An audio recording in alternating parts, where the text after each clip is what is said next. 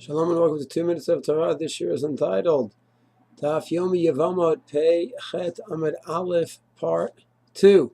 We learned in the first part of 88a Aleph, the Halachot of Aguna, that there's tremendous leniencies regarding the testimony that we accept that will allow a woman to be declared an almana, assuming the husband is no longer alive. We accept testimony from people we normally don't accept if they testify that her husband is dead.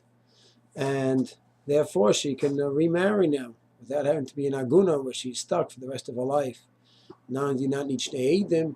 Even aid echad is enough, and sometimes an aid who normally would not be acceptable in other areas of halacha. Here we rely on it. So there is a Rambam that is just one of the most unique Rambams, I think, in the whole Mishna Torah. He writes the following. He finished off Hilchot Gairushin.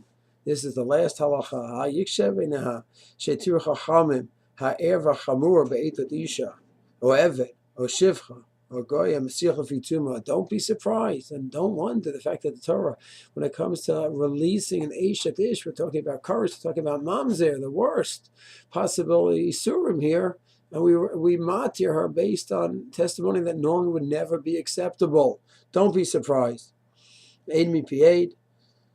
Below drish of hakira, we don't even do drish of hakira. Drish of hakira means we analyze the eidim, you challenge the eidim. We don't do that here. And the Shulchan Aruch brings this down as well in Siman Yud Zayin and Even Haezer.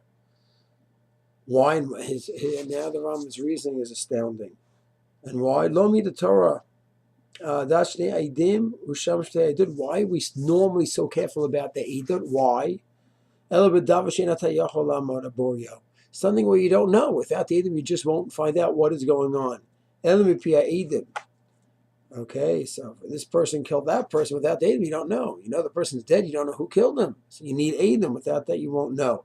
This person, Ruvain lent to Shimon. Without knowledge of Eidim, you don't know. Shalom P. Hey, that's something which will become clear, that the fact that this person is dead, it will become clear even without the witnesses. And there's no way to get around it. If the guy's dead, he's dead. And if he's alive, that would be a clear disproof of the testimony. So then, in such a case, lo ibid the Torah allowed. And the Torah is not makbid in this case of the typical rules of Eidos. And therefore, because chances are it's rachok that we're going to have an 8 sheker over here. Therefore, the rabbis were lenient. They mean the aid. Blow, Drich Akiva, and have all the leniencies. So it's going to be found out. And then he says, Kadesh lo shana ben no Yisrael aguno. And in order that the woman do not remain agunos. So the Rambam finished off that way because there may be other halachos, like Kiddush HaChodesh, where we rely on one aid. Because it's going to be found out when the shliach goes to the different towns, and it's going to be clear that they based and declared it or didn't declare it. So therefore, we're lenient, but there we do still need an aid. Here we don't even need a proper aid, a typical aid. So therefore, the Rambam adds on, because of the Aguna issue, not only are we maker that we don't need to aid them, but even the very nature of the aidut is very much limited as well, and we're very lenient in this matter. So the sugya of Aguna is really a sugya where the poskim have to look. It's an obligation for them to look to see if they can find a leniency and a way for the woman not to remain an Aguna. And therefore the Rambam writes that the Chazal were maker on Eidus here like no other place in the Torah.